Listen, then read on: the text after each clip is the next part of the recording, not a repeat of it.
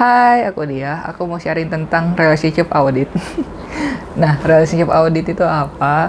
Aku sebenarnya nemu di tweet ini, di X. Nah, jadi dia itu sharing tentang hubungannya dia dan bagaimana itu berkolerasi dengan human design dan Gene Keys. Sebenarnya di human design itu namanya adalah human design compatibility. Nah, sebelum kita jauh-jauh ke relationship audit, ke compatibility, kita bahas dulu yang namanya human design gitu. Jadi human design apa sih? Dan gimana human design itu berhubungan sama hubungannya kita? Nah, human design ini ada sebuah alat yang membantu kita untuk mengetahui blueprint, cetakan biru atau fitrahnya kita sebelum terpengaruh oleh lingkungan kita. Nah, jadi ingat human design itu cuma tools, cuma alat, bukan teori, apalagi keyakinan agama, bukan. Nah, human design ini terbentuk dari ilmu kuno dan ilmu modern. Kalau ilmu kunonya itu kayak astrologi, cakra, I Ching, Kabbalah. Nah, kalau ilmu modernnya itu dari quantum fisik, biokimia, dan epigenetik.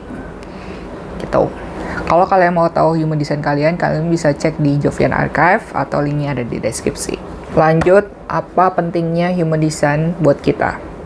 Nah, fungsi utamanya human design ini adalah untuk membantu kita mengenal diri kita sendiri. Jadi ibaratnya adalah human design itu sebuah buku manual yang bisa kita baca ketika kita lupa gimana menjadi manusia gitu. Gimana sih human design bisa bantu kita mengenal diri kita? Sebenarnya di human design itu banyak banget hal yang bisa kita baca. Kira-kira ada di sini listnya.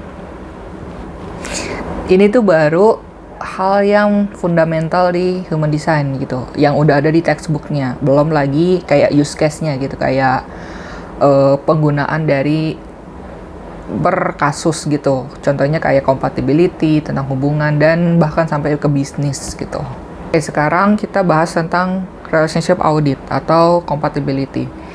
Gimana human design bisa ngasih tahu apakah kita cocok dengan pasangan kita gitu atau orang lain gitu. Nggak terbatas dengan pasangan doang sih sebenarnya. Human design ini bicara tentang energi, di mana kita mengeluarkan energi dan kita menerima energi juga. Jadi ketika kita bertemu dengan orang lain, kita itu mengeluarkan energi kita ke orang itu dan orang itu menerimanya. Dan juga sebaliknya. Gitu. Nah, ini yang membentuk chart yang warna-warni seperti yang ada di postingan Kak Dini yang kita sebut sebagai compatibility chart. Bagi human design reader, kita bisa melihat banyak banget di compatibility chart, bahkan cukup overwhelming buat bacanya.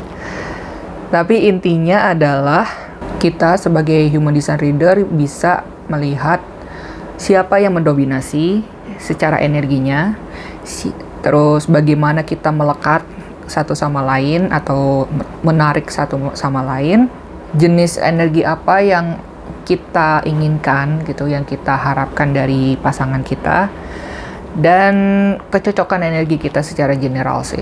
Jadi ketika kita melakukan relationship audit, biasanya itu kita melihat chart compatibility-nya gitu. Nah, tapi apakah chart itu mempengaruhi keberlangsungan hubungan kita? Dan jawaban aku nggak sepenuhnya. Mungkin kita bisa melihat kekurangan hubungan kita di human design, tapi bukan berarti human design menjadi patokan bahwa hubungan kita itu bakalan berakhir atau bakalan lenggang gitu. Jadi buat kita yang sebagai human design reader sebenarnya riskan buat bilang kalau menjustifikasi bahwa hubungannya seseorang itu bakalan kayak gimana dengan human design. Tapi dari reading itu kita bisa mengambil hikmahnya.